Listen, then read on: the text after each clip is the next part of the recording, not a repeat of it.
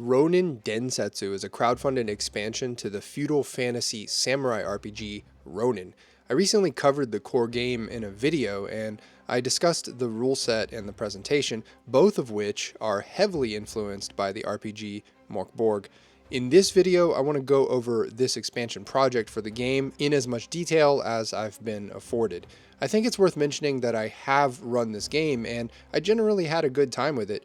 My biggest cons were that the Mörk Borgy damage reduction from armor could really be a drag, and the exotic layout of the rulebook makes it hard to reference the rules, although the publishers give the game away completely for free in a very easy to read and reference bare-bones version of the game. What I was hopeful about was the potential of the honor point system, which really ties the basic rules of the game to the actual theme of feudal Japanese warrior life, and could easily be expanded mechanically for a more engaging player experience. And I just generally loved the theme of the game itself. This Kickstarter expansion includes mainly 2 books, a starter set, and a number of accessories. Densetsu, or Legend, is a book of legends that expands the mythological foundation of the setting's island, Kagenoshima.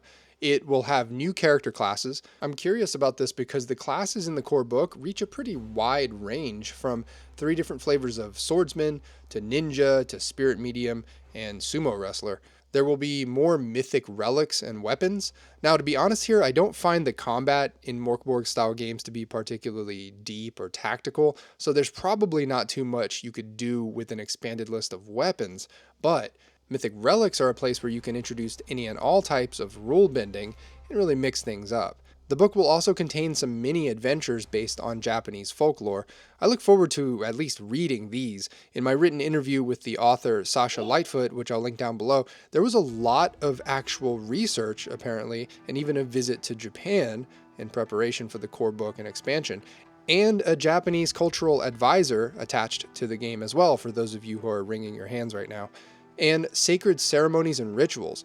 This also has a ton of potential to expand the player experience. The only real ceremonies or rituals in the core book are meditation, which you can do from time to time to gain a little buff and heal, and seppuku or harakiri, in which you basically kill your character to gain some honor points.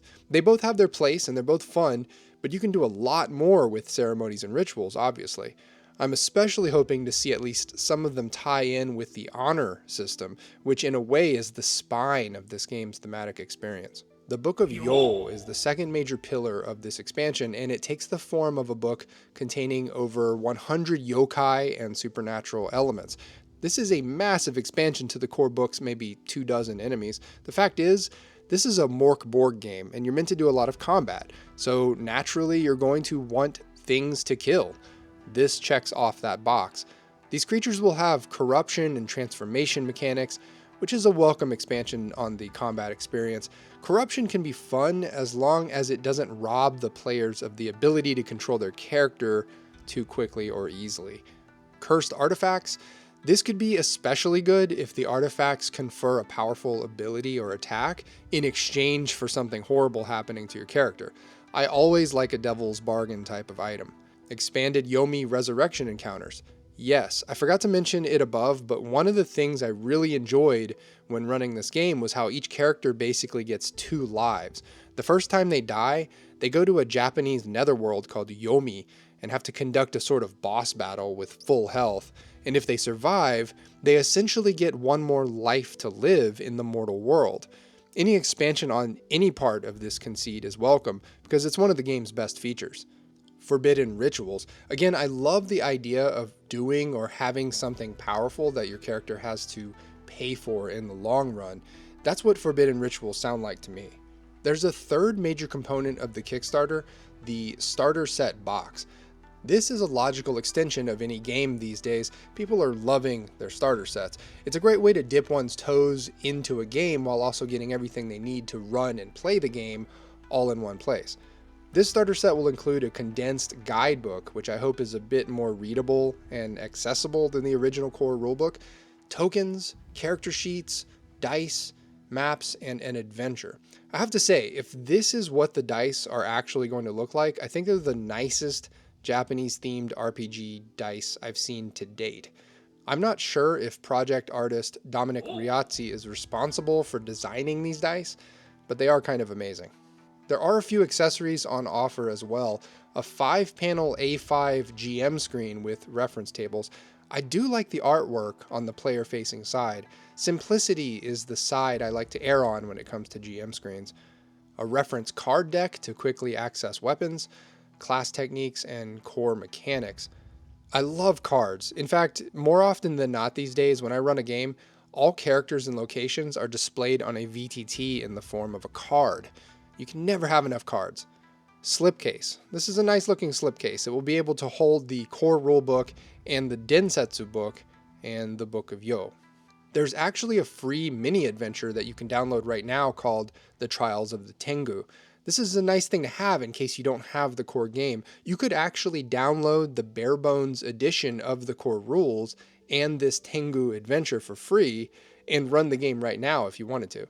I ran the adventure found at the end of the core rulebook, but I think if I could do it all over, I would have run the Trials of the Tengu. Tengu is just a bit more thematically in tune with my vision of the game and its setting. What's particularly promising about these expansions is how they seem to address the specific areas where the core Ronin game shows the most potential for growth. The dueling mechanics in the base game were a highlight of my playthrough. They added tactical depth without sacrificing the quick, player-facing resolution that makes Mork board games so accessible. I'm curious to see if Densetsu expands on these dueling mechanics, perhaps adding legendary dueling techniques tied to specific mythic weapons or character classes. The Afterlife mechanic was another standout feature that differentiated Ronin from other Morkborg derivatives. The Book of Yo's expanded Yomi resurrection encounters could transform what was essentially a second chance mechanic into a more nuanced and consequential journey.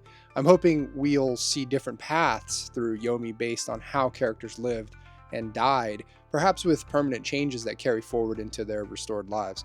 One aspect that I'm cautiously optimistic about is how these expansions might address the readability issues of the core book.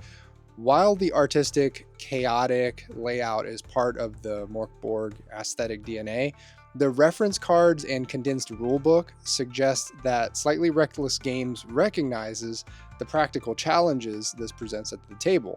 Finding that balance between visual identity and functional play tools is difficult, but these additions hint at a thoughtful approach to solving this tension. For GMs who found the limited setting information in the core book challenging, these expansions appear to be filling in those gaps without sacrificing the DIY philosophy that makes these games so malleable. Rather than prescribing a rigid canon, the folkloric approach provides inspirational building blocks that GMs can hopefully adapt to their own vision of Kage no Shima. It's always cool to see a Mork board game reach escape velocity like this and flesh itself out into a distinctly thematic experience. We've seen this once or twice before, chiefly with Pirate Borg and maybe a few others. I'm not sure if there are other feudal fantasy Japanese Morkborg RPGs, but this one is certainly the one I'm most interested in playing and running again. I'd love to hear your thoughts on this Kickstarter and what you're most drawn to. Links for everything are down below. Thanks for watching. I'll see you in the next one.